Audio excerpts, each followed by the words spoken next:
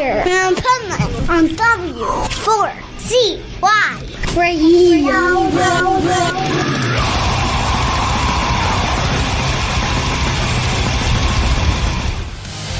Look at me, do you see? Hiding all of the things deep inside, all the dreams of the girl you want me to be. Think I should. This is the Pipeman here on the Adventures Pipeman W4CY Radio, and I'm here with an amazing band that has some incredible new music. So let's welcome to the show Limberlost. How's everybody doing? Woo! Thank you. So I gotta tell you, it's actually funny. I mean, I don't know how funny she'll think it is when she hears it, but so I was just getting my hair done similar to yours, Brittany, because I have this side shaved, down. But and somebody there who I know, she actually lost an arm during COVID. So and while I'm saying your name and consider it was right after that, I'm like, well, that's kind of weird because it kind of said like, oh, limb lost. Limb is lost. I know. Well, that's been my big joke actually being here in a fitness camp in the middle of nowhere is that my limber, is lost. I'm very like, all the time, so it's pretty great. I love the name of the band, but actually it comes from the name of a forest. And where is it? Georgia? Is that where it is? Indiana. Indiana. Okay, good, because Georgia kind of scared me. I'm a Yankee, and I'm thinking that it's like in the deep woods of Georgia where they're like still lynching people or something.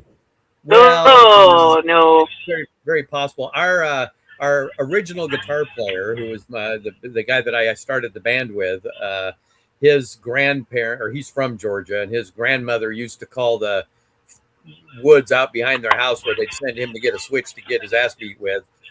Called it the Limberlost, and so that's kind of how we brought it to the room. But then we did the whole research of it, and there's actually a story and a legend of a swamp up in Indiana, and that's where the whole thing came from. So I want to hear that story. Let's hear that story. Oh, well, to make it real brief, there was a guy, his name was Limber Jim. Don't know how he got that name, but that was his name. He walked himself into a forest and he got lost.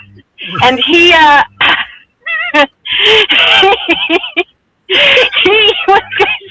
couldn't have been Limber Janet or something like that. It had to be Jim, huh?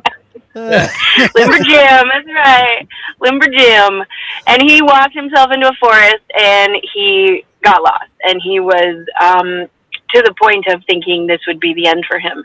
And he called to a higher power and he prayed and he got himself out. He walked in a straight line from that moment and he went forward. And so the story is a funny little story when I say it like that. But the message that we take from it is that no matter how lost you are or how lost we feel, our mission is to just keep going, and that we are on our straight path, and that we will find our way out, and everyone, and that's the message we give to all of our fans too, the lost ones we call them, because everybody gets to a point in their life where they feel, how am I going to get out of this, or how there's no way that this could move on for me, and that's kind of where our music comes from. It stems from that place, and it's supposed to be a beacon of light to help you out. So there you go. See, I love that because that combines both of my personalities. Like you have my music metalhead personality, and then I'm also a motivational speaker, so the motivational personality all in one. I love that. And I would never ask, you brought up the story, I would even never ask how you got your band name because it's the stupidest question ever that most people ask. Okay, but I'm glad the story came out because it is a pretty funny and good one. I like the message. So there you go. Yeah, well, thank you. So tell us about the new kind of formation of the band, and you got Steve with you now, and just like it's being reborn into something better. Who wants to take this one? Go for it, Steve. She's pointing to the people at the fitness camp. Okay. For myself, I've known these guys for a long time, and go back 12, 15 years, and we crossed a lot of paths doing shows together and such, and we've always liked each other as people, and I always thought they were a really good band. At the time, back in the day, wasn't really my style of music because they were more like bluesy. Not that there's anything wrong with blues, it's just not really my thing. But when they came back from Europe on their tour and they decided to rebuild the band because it kind of fell to pieces after that tour, they went to Woodshed and started writing some new material, and they wanted to take the band in a little bit different direction. And when they sent me the tracks of what they were coming up with, I was like, "Damn, this shit is really, really good." And yeah, and it's funny because they were originally trying to get to my son, Devin, to play the guitar. And my son being what he is, he took like a week to get back to him. And so Mike reached out to me, and he's like, "Hey man, we're looking for a guitar player and a bass player, and wondering if we can grab your kid, and if you know anybody that's interested in the bass." And that's when he sent me the material, and I was like, "Shit, man, I think that I got your bass player and your guitar player." And my son Devin and I listened to it, and we called him back and said, "Dude, if you guys are in, we're in." And Nice. so here we are a year later, and a couple videos later, and the songs have hit the charts, and things are going really good. All we gotta do now is get our asses out on the road and do the live show. There it is. There it is. But you know what I love about that is you got the father and son thing going there. And like I think about it too, so that's why I'm asking you. Do you think back in the 80s that you would have ever imagined playing in a band with your kid? Back in the '80s, I couldn't even imagine having a kid. Right? I thought that having a kid would be like a death sentence, my career would be done, and I wouldn't be able to tour, and I'd be stuck home with a kid and all that kind of stuff. And it ended up being the greatest thing that ever happened to me. I love it. But yeah, he came out of the womb with a guitar in his hand, and I've been playing it ever since. And I teach him what I know, and then I sent him to lessons, and now he's far surpassed a teacher, man. He's way better than I am on a guitar or a bass. But yeah, it's pretty cool looking over and watching my son just blow people away. And it's cool that we can have that nowadays. Like back then, I would have never been in a band with my dad because whatever music he was listening to was definitely, and it's like so great now. Like I do coverage at music festivals all over the US, UK, Europe, and you see people, it's parents and kids at metalhead shows. And like I put my son in his first mosh pit ever and two of my grandkids. And it's like, wow, I would have never thought that. Like it's funny. Me and my bro used to always say, when we get older, what are our kids going to listen to that makes our stuff seem like, like we're old, like we're listening to Slayer and of course Metal Church and Metallica and Exodus. And it's like, what could possibly be more rebellious that our kids would do? And it went the other way. They're just joining us. Yeah. Well, luckily for me, my kids grew up around the '80s stuff, so that's kind of what they fell in love with. And then Devin's first concert was a Kiss concert when he was 5 years old. Nice. And, my agent ended up getting me front row tickets. I had tickets to go to the show, but they were, somewhere back in the nosebleeds probably. And he called me up like a day or two before the show, and he's like, "You're gonna love me," and I'm like, "Mick, I already do love you." And he's like, "No, you're going to really love me now. I got you 3 front row tickets for Kiss tomorrow night." Wow. I about shit my pants. And so I brought my son front row, dead center. And he ended up becoming part of the show. Paul Stanley pulled him up on stage and gave him his guitar and everything. But we still got the guitar here in my studio. And it was an awesome experience and probably a life-changing thing for him. So as for him, seeing Kiss his first time and being pulled on stage and ending up with a guitar, that kind of set the hook of what I was already trying to, get him to go that direction. And, Kiss set the hook with them, kind of like Elvis Presley did for me, because Elvis was my first concert. And, first time you're at a show and you see something blow you away, it leaves an impression on you. So. Oh, I know that feeling. Like we all have that feeling. Like, for me, it was the first club show actually, because my dad moved me from Jersey to L.A. in May of 1980. Imagine what a time to move to L.A. And I went to the Roxy to a Motley Crue show before they ever had an album, before they were glam, when they were basically like horror punk. And I remember walking out of that show, I'm like, I'm never going to a real concert ever again. It is really cool to see big bands in a smaller venue because you can actually get to see them, and see all the little things that they do that you don't see when they're on a big, enormous stage and, 20,000 people in the crowd and you happen to be back in the nosebleeds. You don't get to really be part of the show even though you're there. Exactly. And Yeah. I love to hear that about Kiss bringing your kid up on stage because everybody likes to throw shade at Kiss, but Kiss is what got me into music. I remember being at the Jersey Shore at the boardwalk. The first Kiss album first came out, but I didn't know who they were. I was playing some game and I won, and it was for record albums. I picked the ones for record albums, and I just saw their faces on the album like, that's the one I want. And then I became like a Kiss fanatic right after that. Yeah. And the cool thing about that concert was that after Paul gave him the guitar, Doc McGee came up to us and invited us backstage after the show. And Paul came in and hung out with my son for about 20 minutes. And I didn't have a camera with me at the time. And he took a picture. He had somebody backstage take a picture, and he took my address. And he's like, "Hey man, if this picture turns out, I'll make sure you get a copy." Wow. I'm thinking, oh yeah, sure. But like 3 weeks later, a big package showed up, 8x10.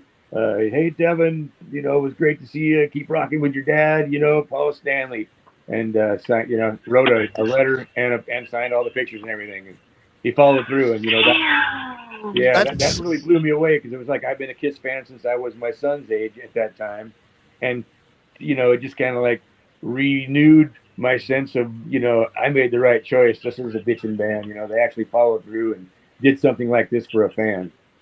I love hearing that because as big as they are, like some of the bands out there, when they get that big, it goes to their head or whatever. And, it's good to hear when bands are acting like that because that's going to create the future generation that's going to be into the music, And like he made your kid's life forever. Yep.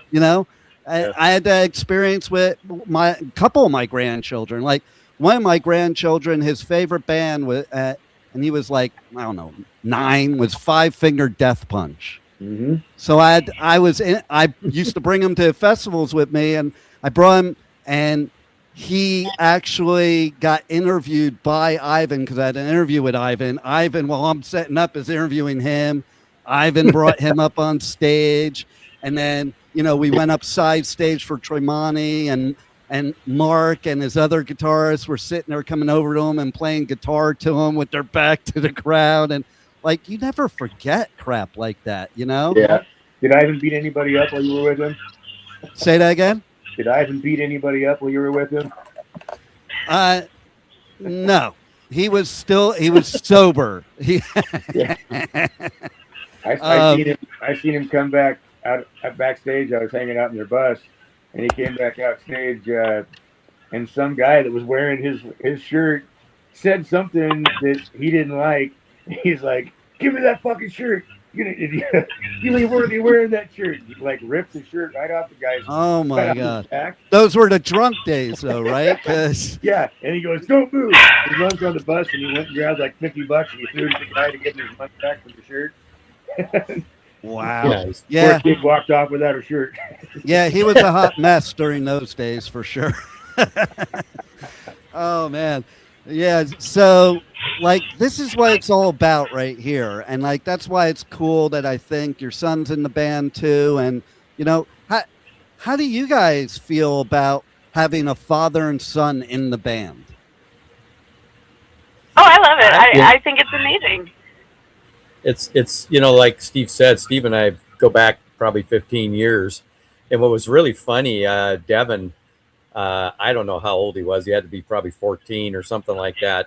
Actually, one of his bands, I don't know if it was their first show, but we used to have this club called Louis G's down in Tacoma, where we're all from. And my 80s band was doing its 30-year reunion show. And this little band, Sin Circus, opened up for us. And I guess, I swear to God, I think Steve even got up and sang at that. Weren't you singing for him back then? Oh, I think we got up and jammed to Detroit Rock City or something like that. Yeah, nice. Something like that. Yeah. So I mean, that was my first exposure to these to Steve and his boys. But I'd known Steve I think a little bit before that. But it was just kind of odd how it all came. I mean, Brittany can attest to this. We're driving down the road and we're starting to figure out how we're going to get players and doing all this stuff. And we talked to our manager Paul Crosby, from Saliva, and he's like, oh yeah, dude, we can get players, man. Nashville's full of players. This shit's great. We'll get players. Don't worry about it. And I'm like, yeah, and I'm telling Brittany, I go, yeah, but there's this one kid I've been really wanting to play with. He's just such a cool kid, and it's never worked out, and he's just really professional. And I said, I'd like to throw this at Devin. I never in my wildest dreams thought the busiest man in show business was going to listen to it and go, shit, I want in, but like Steve said, I went about a week and I didn't hear back from Devin after I texted him a couple times, and we're sitting in, I think we were out shopping or something. We were sitting in a parking lot, and I said, I'm just going to call Steve. I don't want him to think I'm poaching his kid here, and all that. And so I called him up, and he's like, well, shit, send me the stuff. I'll listen to it and I'll get it over to him. And what are you looking for? And I go, a guitar and a bass. Okay, cool. I'll see what I can do. And what was it? 2 days later, 2 days later, something like that. He called up, and we both were just like looking at each other when he says, well, I want to be your bass player. And we're like, okay. I'm wondering how that's all going to work with, the Metal Church and the Autograph at the time, because he was pretty busy. And he has this other project with his Elvis tribute. And I was like, yeah, this could be interesting. But, the universe has a way of shaking things up. So at least one of those deals I don't got to deal with anymore. But we're looking to get it out. Yeah, it's just fun having them both. I mean, like I said, Steve and I have been throwing jabs at each other on the internet for probably at least the last 10 or 12 years. So it's now we're just doing it across the studio, so it is what it is. Speaking of jabs, the funny thing is, if you add my age and my son's age together, we're still younger than Mike. and then wasn't the band Kiss short for Kiss My Ass? I'm just God. that old, but he is older. Yeah. See, Yeah. this Not is quite. why you guys are a great band right here. Like you're just having fun together and like each other. Like there's too many bands out there that are just like pissed at each other all the time. And I'm like, dude, you're in music. Well, we're just getting, have fun. It's early. It's early. We're just getting started. It's early. Yeah, if you're not having fun in this industry, it's the wrong one to be in for sure. Yeah, it's way too hard to not have fun with it, man. No Well, doubt. that's the thing. That was a really cool thing about Steve coming on board too. Is it's just like the fun factor went up because both of us are kind of the same guy when it comes to certain shit. So, we haven't turned on each other yet because there's still too many helpless victims out there. But Wait, you mean one of you didn't go across stage and try to punch the other out during the performance? No, I'm just talking about pranks. Not even so much on stage. It's more like the backstage antics and when we're in hotels, B&B's time, and we're just fucking with each other, and Yeah, he doesn't know. He draws wieners on people's faces. I trace them. Yeah. Yeah. Mike's still trying to figure out what happened to his toothbrush that one time. There's that. See, that's all good shit. Are my teeth that brown? See, this proves that there's still fun things that go on backstage. Yes. Yeah. Well, the world's a fucked up place, and this is supposed to be an escape. Music for me has always been an escape. If I go see the concert, I don't want them preaching politics to me. I don't want them to preaching, whatever their thoughts are, whatever the bummers going on in the world. I paid money to go to this show and have a escape from reality. No doubt. I'm with you, man. Like I actually came up with an idea of how we could solve all the world's problems, and that is to have one big music festival, specifically rock, metal, punk, not the ones where people fight at, and where the whole world has to attend, because and on the way to the door, everybody's handed a joint. There you go. Because that's where we are united. That's where there are no outsiders. Funny story about that is, like, I had somebody working for me. She was also a co-host on my show, and she was a country girl. And one time, one weekend, I had to cover 2 festivals at once, which of course I couldn't do. And so I sent her to one, and she had never been to a rock show in her life. And this was a Danny Wimmer festival with, I think Slipknot was headlining, and Bring Me the Horizon and stuff like that. And I said to her, I'm like, listen, she was really scared about it, because like us metalheads, we scare people. I said to her, listen, you're going to have so much fun at this thing. Like, it's not like your country shows you go to where the rednecks are getting drunk and beating the shit out of each other. Like, you're going to make new friends. You'll probably meet some dude. And I just painted this like picture of how great it is. She comes back after the weekend and she goes, oh my God, you were so right.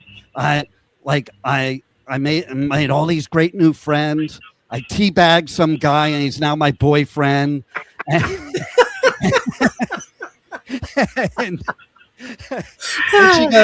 she goes, I have this new favorite band. I don't think you know them. They're called Bring Me the Horizon. Like, yeah, I think I kind of know who they are. And like, there you go. That's how you convert them right there. Just send them to a festival. And like, that's why I think like we would all get along if we just all went to a festival, had one huge mosh pit, and just let all the bullshit out in the mosh pit, man. That's the way it should be. And just leave it all in the pit. Fuck the wars. Fuck the bullshit. Just leave it all in the pit, and we can all have a joint and a beer afterwards. That's the way it goes. Yep. There you go. I'm with That's you. the beauty of music. It's the best therapy there is, too. Like, anything that's ever been shit in my life, man, all I have to do is go to a show, and it changes things immediately. Yep. So, Yep. you got the EP coming out later this year. Tell us about that, and tell us about the other songs. Like, you have the new single, Give It To Me, but give us an idea of what other songs on there are going to be like. Oh my gosh. Okay. I'm so excited for this next one because it's a bit of a continuation on our last album. Beautiful Scars was a concept album, taking on the Japanese art form of kintsugi or kintsugi on as a person, and as you grow and gain experience and you get scars, sometimes we make them mean negative things, but what if we made them mean beautiful things? So that was the story of Beautiful Scars, is kind of coming into your own and owning everything that you are and that you have done and that you have been through. And then Villain is the working title of our next EP, which will be a little bit of a different release, because we're not going to release it all in one. We're going to give it to y'all slowly, so one song at a time. And I think the first one is so our first one is that's right. That's what everyone's telling us to do. So of course we're going to do it, but also it's a good thing because it allows us to just keep ourselves on the radio. Here's another one. We have a whole bunch. And then there will be one special track and maybe a hidden one on the album for you to find that won't be released until the album. So, but Villain is a continuation of that. And this is where you've not only come into your own, but you accept who you are in everyone else's story too. So, like Villain, the title track is about exactly that. I'll be the villain of the story in your head. And the song on the radio, Give It To Me, is about owning, like, you know what? I'm not going to take it. You're going to give it to me. Having that kind of confidence to walk into a room and know exactly who you are and how you stand and how you can, and how you gain, what's the word I want to think of? But it's not independence, but it's sort of like you gain, I guess confidence is really just that word. And it's very femme-powered. It has a lot of language that's testosterone-driven language sung by a female. So it's just a very strong feminine song, and I love it. That's Give It To Me. Oh my gosh, we have a lot on this album. We have a cover song that I don't want to give away, but I'm super excited about it because it's one that most people do very, very slow. And we put a bit of a heavy drive to it. We brought out a little bit of emotion in it. And we bring in some big guitars to it, and it's a very well-known song, so I'm excited about that one. My gosh, did I forget anything? We have one on our old, we're re-resurrecting. So Give It To Me was a resurrection of one, and we're also going to resurrect another one, potentially, from volume 1. So again, I won't say which one. I'm going to keep them all a little secret unless Mike says we can share. Go ahead. Go ahead. Oh, you can share. Oh, yeah. You can share them. Yeah. They're printed. They're okay. ready to go. So, yeah. Okay. I have a meeting with our radio guy next Thursday just for the order of release. But yeah, everything's already packaged and ready to go. So you're free to move about the country. Nice. Great. Well, you will hear another redo of our song Babylon. And this one I'm so excited about because I took it to a different level. It's just a total fevered dream. It's just amazing. And the cover song, which I'm very excited, is a Beatles one because I love the Beatles. I grew up on the Beatles, and we're going to do In My Life. Oh, I love that song. Interesting story. Version. Going back to Kiss, like I was also a Beatles fanatic because right after I got that album, some other kid, I think I was like first, second grade, I don't even remember, but they came in and did an oral report on the Beatles, and I was like, oh, they're cool. And you know, my walls as a little kid in my room, no wall, it showed my I don't know, I guess schizophrenia or whatever, because down the middle I had Kiss on one side, Beatles on the other, as far as posters wall to wall. Yep. But they're so similar, and people don't know when I say how similar they are. They're like, Beatles and Kiss, come on. And then I tell them the different things, like, you know, it was always Paul and John if either one of them wrote a song, and just like Gene and Paul. And you know, whoever wrote the song sang the song, you know, and there was just the formula was pretty similar as far as that goes. And then even the fact of branching out in different directions. The Beatles were known for like going in so many different areas, and I think Kiss did a lot of that too throughout the years. Oh yeah, absolutely. You know, so that's I love that you're doing that cover, and I love that you're doing it not slow. Well, it was very interesting because she was singing it one day, and it was just kind of like, I'm hearing this thing and I'm going, what is that? And she's like in there just belting this song, and I'm just like, that is amazing. And she's like, yeah, we should, I want to do this and stuff. So, you know, and it was really interesting that there's a little bit of a, I don't want to give too much away on it, but you know, it is what it is. There was, you know, just like she said, we went and scoured and listened to all the different covers out there, including Ozzy and Slash, and nobody ever had I don't know if it was the desire or the feel or the courage, whatever, you know, to take that song up a couple notches. You know what I'm saying? I'm not talking about going full on Disturbed with it now, right? But I'm just saying but it's, you know, but it was just that there was a lot of power in the emotion of that song. Can I put it that way, Brittany? It's just very emotionally powerful, and I don't think the emotional power of that song ever really got tapped. And that's a good point. We did that. And there's a lot of Brian Mayish style kind of guitar stuff coming into it. Very melodic in its sense, but there's a lot of hit to it. There's we'll take you to the cliff and drop you off. I mean, if you don't, when you're done listening to the song, if you don't feel something, then you either weren't listening to it or you hate music. That's I can't wait. And so there you go. But yeah, so we're excited. I mean, it was just kind of one of those things. It's like, yeah, that works.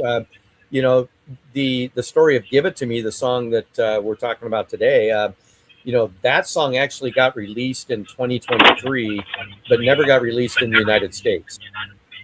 Oh, Yeah. that's interesting. I didn't know that. Yeah, it was just kind of a thing, Brittany and I were like coming up with all these little marketing plans that we had for our European tour with Yngwie. And one of the things that was like, what we should be doing, and of course I was talking to Paul too, is, man, if we had a song we could put out, then we could hire a PR person over there. We could get some radio spots.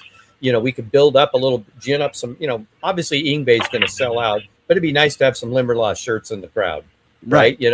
And being our first trip to Europe, that's a tall order too. But it was like, we had some internet traction over there, so we figured we'd try and get that. So it just so happened that "Give It to Me" was kind of in that almost done space. So we kind of pushed it and produced it and got it out, and then released it and whitelisted all the stuff in the Western Hemisphere, but we only released it all over there. So yeah, if you were in UK, you could Spotify that song in 2023 to today. In fact, it still gets a lot of spins over there. But then we got back, and it was kind of like, now we've got to release it here. But then we were kind of like, I don't know if this is the band we want to release it with. I don't know if this is the direction we want to go. We had already and at the time too, go ahead. Our songs were sounding different, right? And if I remember correctly, we were like, it doesn't sound like our new material now. Oh no, and so it'd be, what do we do with this song? I remember that. And we had a couple of them. There's a song we wrote with a friend of ours named Sammy called Ruja, and it's kind of sitting in this nexus, like, what do we do with this song? But it is. Then the sound changed dramatically, and so when this new EP started to take shape, it was kind of like, if we gave this song a modern makeover, and when I say modern, to this band, to this sound, right, to this energy, this would be a good time to release that song. So that's what you have, and it's just kind of a reimagined version of what we wrote back in 2023. And I personally, even though I penned it, I personally like this version way better than the old one. Nice. I think that's true of a lot of artists, though. It's like I've heard Hetfield say all the time, like, I don't know why they play the old version of Seek and Destroy at the San Jose Sharks games. I can sing a lot better now. And it's like, I find that a lot of artists, when they redo stuff or their music later, they like it better. Why? Because you're a better musician at that point. Like when you're a teenager doing this stuff, you don't really know what you're doing yet. So you want to grow into your craft and get better at your craft. And I think that's what happens. And that's probably what happened with this song. Yeah. Well, we've got the players, Steve is, renowned Metal Hall of Fame bass player. His son is a beast. In fact, we just released a short out today of him covering his solo in this and playing. And it's just like, you listen to it and then watch him play it, and you're just kind of like, wow, this kid's good, Nice. And then of course we've got, Beaker the Wizard, that our keyboard player, Tony. We have lots of names for Tony. There's Tony, there's Teabag, there's Doctor Who. Tony. There's Doctor Who. There's Tony, the Wizard, Beaker. Yeah, I mean, and he's the coffee roaster. Was he Juan Valdez now because he's roasting coffee on it? We just got a short from him on that. But anyway, and then of course these two lovely opera singers that just are top of their craft. I mean, what do you do? What do you do with that? And the material and this that we've been able to write, and the way we've been able to produce it, I don't know. It just was kind of like one of those lightning in a bottle moments. But I think it's definitely where we belong. I think we are strong here, and you're just seeing the beginning of it. We took a couple of these songs that are on the albums, Sugar and Villain. We actually took those out on the road last year. Mm-hmm. We had just finished writing those. I think about the time we were rehearsing to go out on tour, and we were like, shit, let's put these in the mix, And so we've been playing those for a little while now, and those haven't been released yet, but they went over really well on tour. So yeah, we're really excited. It's an interesting year. It's going to be fun. Like Steve says, our biggest challenge right now is we kind of went through a couple situations where we don't quite have the booking management that we thought we were going to have. So we're a little slow off the start getting out this year. We do have some big shows coming up. Of course, there are things we've signed that we can't talk about yet because there's bigger names on those bills that haven't announced yet. Right. But you know, so we do have stuff coming up, but you know, the fun stuff is going to be releasing these songs, of course. And then we also, I'm personally very excited about the summer when I think we're going to do it when we hit Sturgis. We picked up a very, very talented and very experienced front of house guy. That's important. And he's worked with, I don't know, Steve could speak to it better because we met him through Steve, but he's dropped names like the Commodores, Lady Gaga, Bondi. He was just supposed to go out on tour with Ghost, but got COVID right before it, so they had to find somebody else. You know, he's worked the board at Wacken. He's, you know, I mean, he's really, really good. He's actually a serial killer in our video Buried. I love He's it. actually a serial killer. Moving on. Yeah, actually, You like it's That's all why I about delivery and timing. Yeah. I know, right? Exactly. But so Normal. he's going to actually, he is actually, we did this on tour and we kind of tested the waters a little bit and it sounded pretty good. We just didn't have the right setup for it at this one venue, but we're going to have the right setup in Sturgis. So he's going to record it and then we're going to get together with him in Vegas probably for a few days and do all the mix downs and stuff like that. And we're going to put out a live record probably around just before the holidays. And you don't see that too often from a band like us. So at our level, so Right. we're excited to do that. I love it. And you know what, I'm just putting the buzz out there because I promote all their festivals, but we need to see you guys at like Louder Than Life and Aftershock later in the year. Please. Hello. Please. Thank you. We'd love Danny- to be Danny there. Rimmer. Right? Yeah. We already have the Hello. lineup for the other one. Your band, like with just that song alone, which by the way, I was listening to it, I'm like, man, that song could seriously have commercial success. I don't say that often because I'm not into most songs that are going to have commercial success, you know, but it has the components to it. And I love the message too. Like to Steve's point, you know, fuck all the other negative bullshit that musicians are talking about. Let's talk about stuff like this because that's what we need right there. And and empowering words, you know. I could also tell you, but I could also tell you that the other Wimmer Festival, Bourbon and Beyond, which is not the metal hard rock one, you guys could probably play there too because you're the type of band, based on what I heard, that can go. There's some bands that play Bourbon and Beyond that can be in Louder in Life and Bourbon and Beyond, you know, and I think that's what you guys are.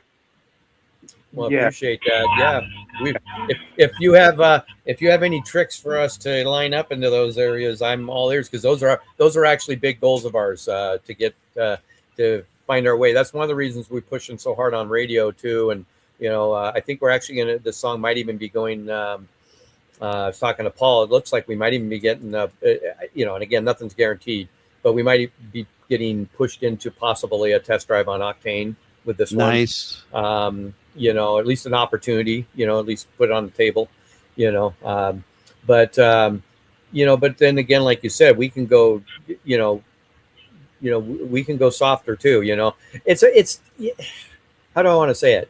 I think we are built for those type of deals. That's what this band has actually been constructed for, is the live show, production, energy. When Brittany and I sat down and put Beautiful Scars together, one of the biggest conversations we had during all that was how it was almost looking at it from a musical theater standpoint. Is how does the whole production, how does the whole stage show look per song? And so we really put a lot of thought into that when we're writing and producing these songs too. It's like, what are we going to do here? What are we going to do there? Oh, we could do this with this part, you know, and stuff. Because at the end of the day, with all the BS going on out there about music and all the computers and AI and all the stuff going on, at the end of the day, you still have to go out and deliver it. Mm-hmm. You know what I'm saying? You still have to be that connection to somebody, Paul Stanley to little Devin Unger. You still have to provide that, and so that's what those are our major goals. So when you say things like Louder Than Life and Aftershock, I'm kind of chubbing up over here. Can't really see, but It's small, but I'm sure it's there. it's small, but it's important. But oh man, that's great. I'm just saying, those are our bucket list items right now, at least on the stateside thing. You made a comment about the positive and stuff too. I got to share one little story with you from our last tour. Sure. And we wrote a song back in, oh God, I think we recorded it back in 2019.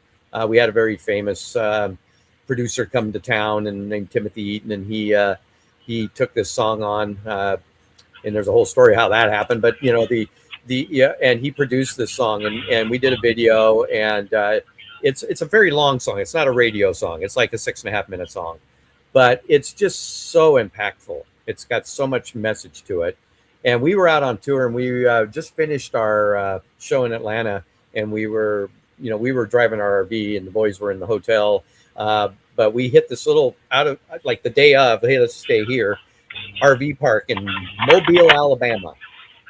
Mobile, Alabama. Alabama. And as we do, I pull in with our 53-foot land yacht here, and I go into the, check us in, and of course I talk to the person. I tell them who we are. I give them a CD because that's what we do. We're spreading the word, right? And she goes, "Oh, my daughter will love this. She listens to this kind of stuff." And she tells me a little story about her daughter and some trauma she'd went through and family stuff that had happened, and how she was really into music now, and da da da. So as I'm leaving, a young gal walks in. I didn't know it was her daughter. And then we go and park and start setting up our stuff for the night. And about 20 minutes later, they roll up in their little golf cart, and the daughter had walked in as I was walking out, saw the CD sitting on the counter and said, "Where'd you get that?" And she goes, "Well, the drummer was just in here. They're staying here, and he gave me their new CD." And she goes, "Shut up! I have them on my Spotify." And we're like, and so they drove down to meet us, and I mean, I don't want to go into the story because it's it'll make me tear up. Well, and it's not for public consumption, but no, she went through some heavy trauma, and it was our song "Good Fight" that got her through it. Wow. And we're a little band out of Seattle, and she's a little girl in Mobile, Alabama. I love that. That's what music's all about, right there. Yeah. Oh yeah. That it's moments like that for people like you guys that's what you do it for. That's when you get that moment where even if you're in the moment of like, oh, so sick of this business, why am I doing this? And then something like that happens and you're like, that's why, right there. Yeah. Yep. It reaffirms it. It brings you back to why. I think that's the whole thing is if you get up in the morning and you've lost your why, well, then what the hell are you doing? No doubt. 100%. But gotta have your why. I think we're all rockers, so we're naturally immature. So my grandmother says you're only young once, but you can be immature forever. So I think that we have that natural immaturity that comes along with it. Hey, what's great about that is my grandkids like me a lot better than their parents because I'm a lot cooler and a lot more fun. Yeah. Right. That's right. Even if their parents say don't take them in the mosh pit, I'm like, okay, whatever. I'm taking. Well, I was around. Let's put it this way: I'm old enough that I saw the original. I waited every Friday night to see the original Batman series. Oh yeah, me too, man. Me too. All right, and I hate old people. I'm an old. I'm just saying. I just don't want to be. I don't want to be that. I see it's people so my age true and though. even, that are just like they've lost their limber. I don't know. State of mind. Yeah, of course. That's what it is. It's so true though. Like I have this brother that's 6 years older than me, and I swear he's like 30 years older than me. Right. Like, he was just telling me the other day, he was complaining because some kids were playing their music too loud. And I'm like, well, that would have been fun. What the fuck are you complaining about? I would have been over there partying with them. Right, exactly. And it is I think that's the true thing about rockers is that, we never get to that point where it's like like my parent would have been. Will you and your motley crew turn that shit off? Satanic music. Yeah. Oh yeah, it's Devils. Praising the devil and shit. Oh man, it was. By the way, speaking of that, I figured out how to get rid of Jehovah's Witnesses when they come to your door. Answer it naked. That's a good one too. I'll have to try that too. But Pay for the pizza.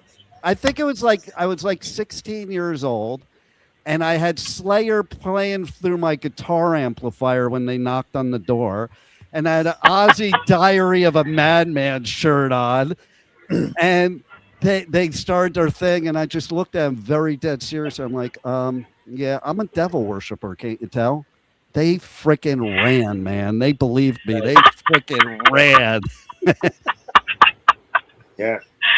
I had a similar story like that because I used to have a pet snake who sadly passed away. But one time I answered the door with a pet snake around my neck to the Nice. Jehovah's Witnesses, who Nice. talked for a minute until she looked up and went, "Oh my God!"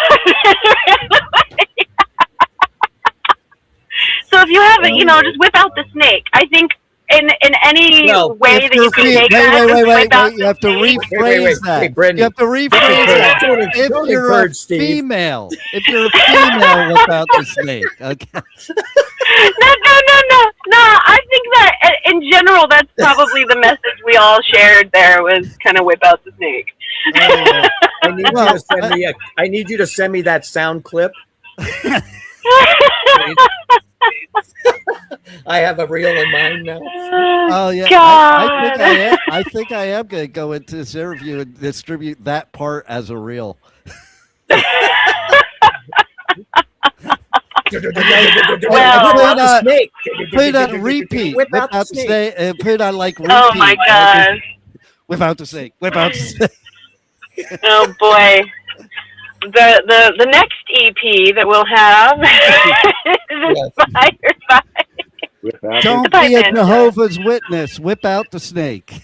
That's the name of the next EP. Well, it's funny. We actually have a song on this new EP called "The Devil Never Sings." We There do. you go. We do. There you go. So that's perfect. So how do people reach out to you guys on socials, on the web, buy your merch, check out tour dates, get the music, all that stuff? And by the way, if they don't buy your fucking merch, they can't listen to my fucking show. Oh, well, if you Just like saying. that. There you go. Well, I'm going to say you got to look at our limberlostmusic.com webpage.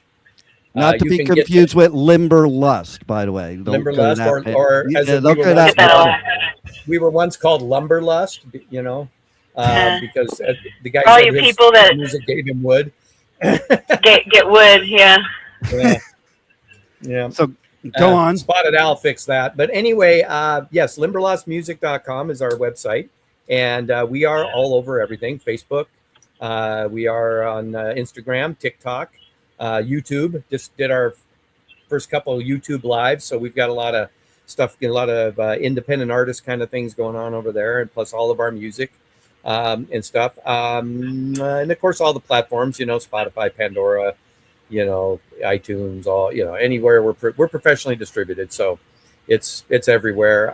But if you go to our website, there is a store, and it's been called the Walmart of rock and roll merchandise Nice. stores, because we have just about everything you could think of, including Steve's refreshing Limberlube. Perfect.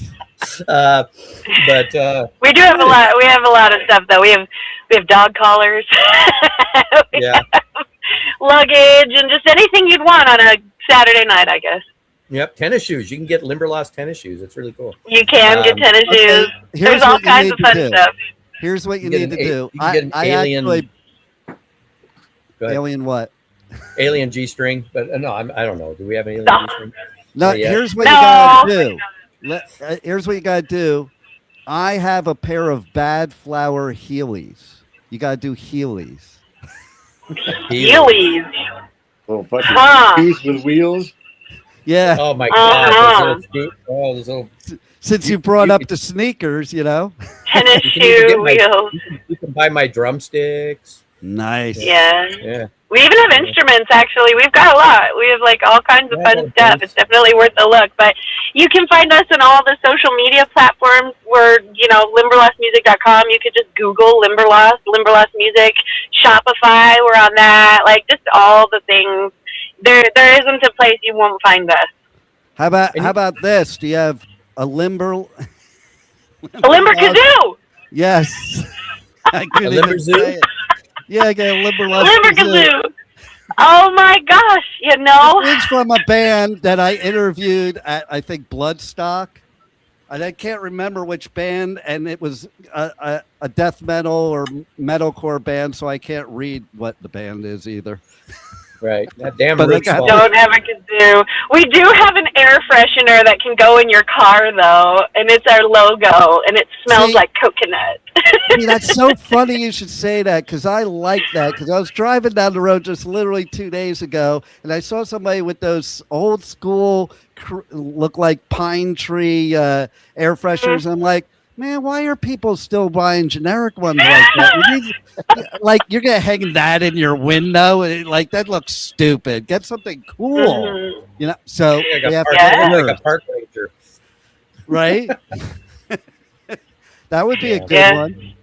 Yeah, we've got that on there. We got all kinds of stuff, but there is Steve's Limber Lube, so that's it smells nice. It's very nice. It's white and creamy.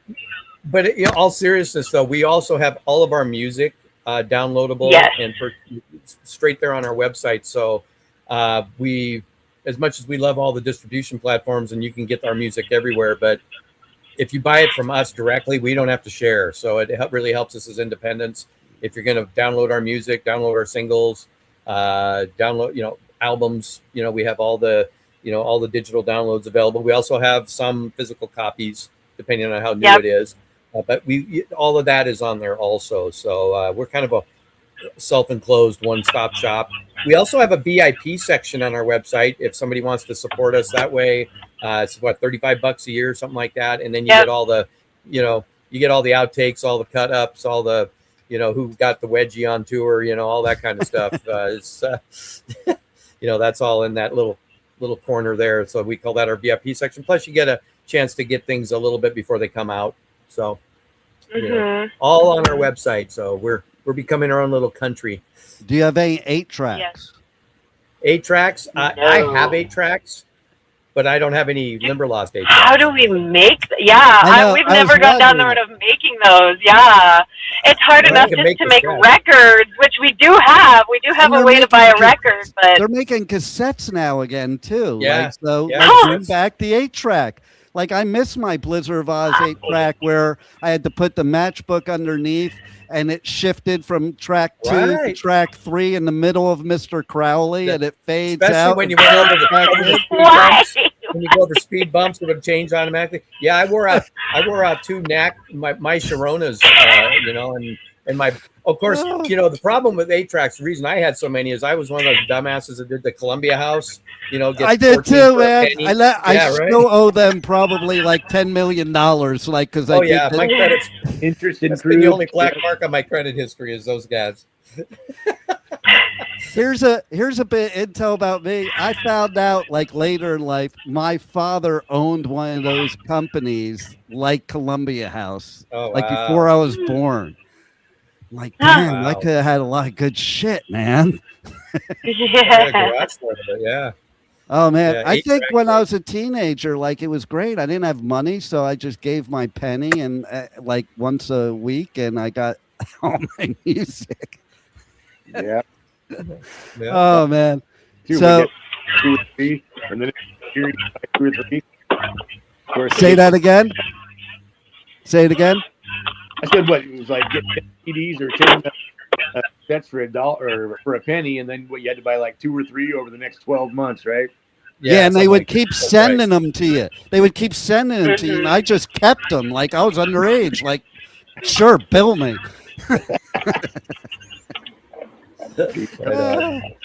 So my God. anything else we touched on so much. This actually borders on like, I think my third longest interview ever. I have like over 3,000 of them.